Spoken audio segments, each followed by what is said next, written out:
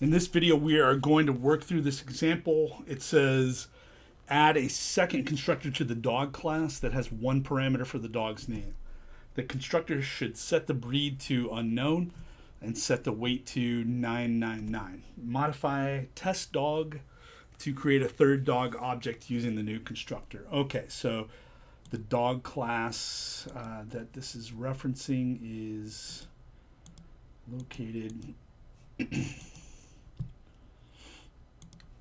in this is chapter 6 in the lecture code that's on Bitbucket. All right.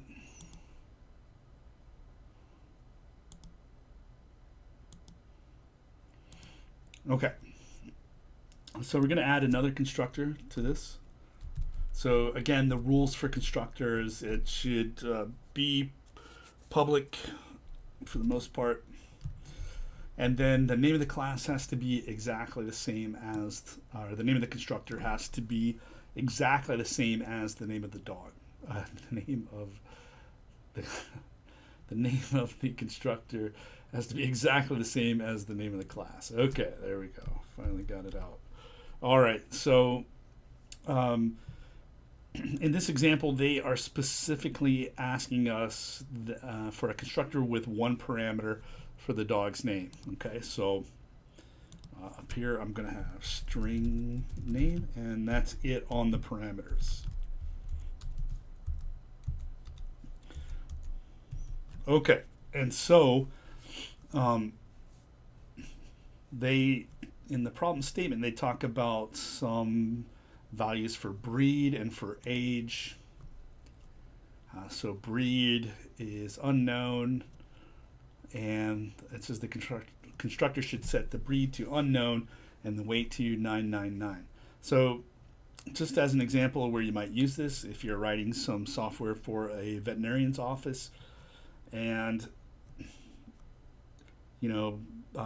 somebody calls in to set an appointment, or maybe with an emergency or something, then they are if it's an emergency, let's say, they aren't going to take the time to say, hey, what's the name of the dog and the breed and the age and all that stuff. They might just say, okay, what's the dog's name, so they can start a record of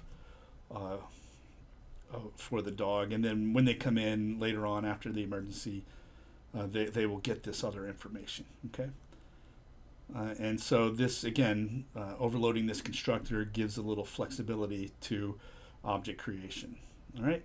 So now what we need to do is to set the values of the fields just like any other constructor would do.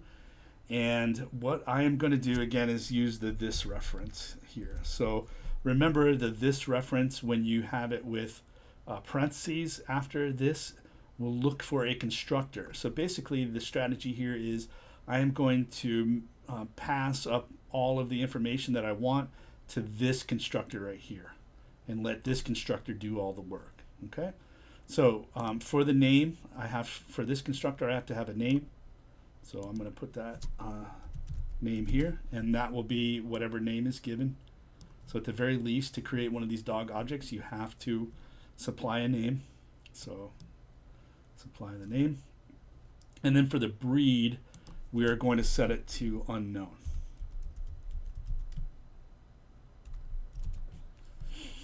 And so this constructor, which again we're passing all of the information along to this one, requires a breed, and then this constructor also requires an age, and we said that we are going to put 999 right for the age. Okay, and so this information will get passed down here, and this constructor will set up all of the fields. Okay.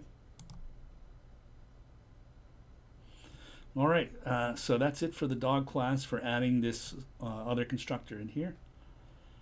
And let's see, what else do they tell us to do? It says modify test dog to create a third dog object using a new constructor. All right, so test dog is here.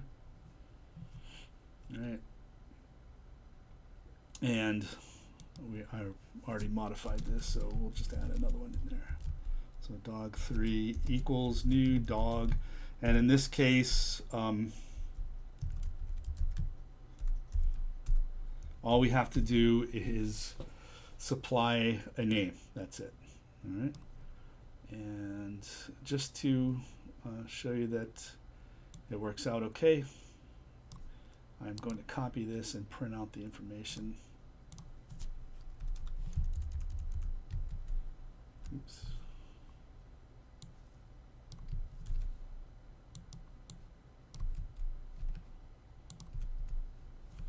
And we'll change this to dog 3.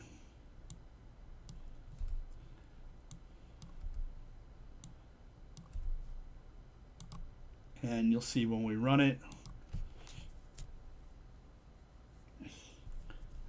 this message gets printed out. So everything gets set up, the name, the age, and the breed. The name is supplied right when we created it, Ralphie. And then since we did not create add an age or a breed, right, it goes with the default values that we told it to, which was 999 and unknown. All right, let's take a look at it in Canvas again, just so you can see how it gets traced through there. I'm going to skip these first few and just click the down straight arrow here. Now I'm going to click this curved arrow, and so we can see all of the details. All right, so we are creating a new dog object. It's going to bounce on over to the dog class over here, and it's going to look for the constructor that only has one parameter.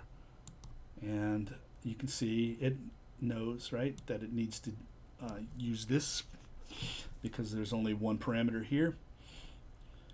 So now the only line in this constructor is a call to this constructor, right? This in parentheses is a call to another constructor, in this case with 3 parameters.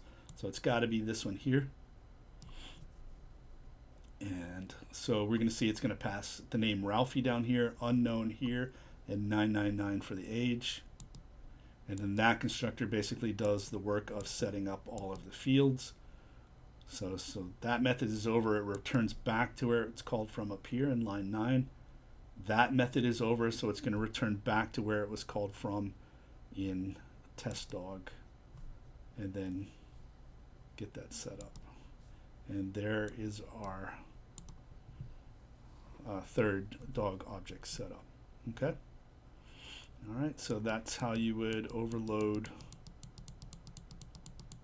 constructor. Again, a good use for that is to set up these default values in classes to add extra flexibility for the user. All right, that's it on this one.